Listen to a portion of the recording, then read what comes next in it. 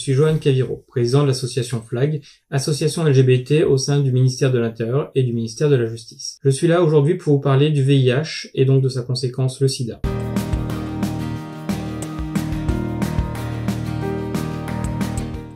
Aujourd'hui, en France, tout le monde peut être touché par le VIH. En effet, en 2018, 6200 nouvelles contaminations ont été détectées en France. 56% par rapport hétérosexuel, 35% sont des femmes, 13% ont moins de 25 ans, et les 2 tiers ont entre 25 et 49 ans.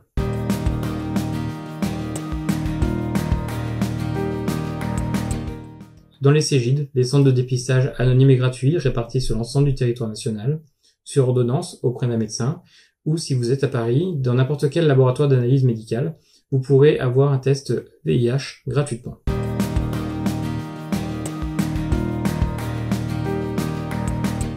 Pour se protéger du sida, plusieurs solutions.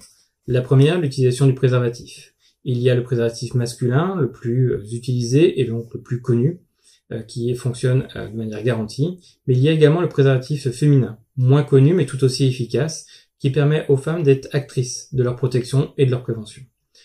Enfin, il y a le traitement la PrEP, qui est expérimental encore aujourd'hui. Elle est en France depuis 2017 et elle peut être prescrite dans les centres hospitaliers spécialisés sur le VIH, ou en centre de dépistage anonyme et gratuit.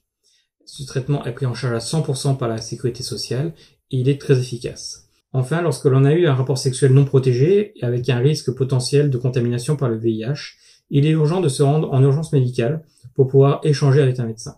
Celui-ci pourra alors vous prescrire le TPE, le traitement post-exposition. Ce traitement n'est efficace que dans les 48 heures qui suivent le rapport à risque et il est donc urgent de ne pas attendre et d'aller rapidement consulter un médecin en centre hospitalier.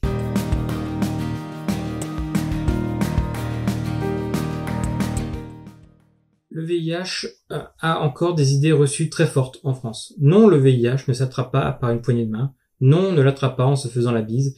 Et non, on ne l'attrape pas en partageant une bouteille d'eau ou une serviette après le sport. Pour attraper le VIH, il faut des rapports sexuels non protégés, un échange sanguin de sang à sang, avoir le sang d'une personne sur sa peau. Si on n'a pas de liaison particulière, on ne sera pas contaminé par le VIH. Et enfin, la mère peut transmettre le VIH à son enfant, que cela soit pendant la grossesse, pendant l'accouchement ou pendant l'allaitement. En France, les traitements sont parfaitement maîtrisés. On vit normalement avec le VIH, les effets secondaires sont complètement maîtrisés. Ce traitement n'est plus handicapant, n'est plus aussi lourd qu'il a pu l'être dans les années 80-90. Et donc aujourd'hui, avoir le VIH n'est plus une fatalité, l'espérance de vie est tout à fait normale et on peut vivre naturellement en ayant le VIH en France aujourd'hui.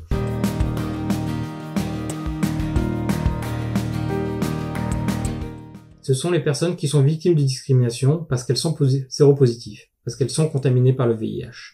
Elles peuvent se voir refuser l'accès à des services, l'accès à un logement. Certains médecins refusent de prendre des patients séropositifs.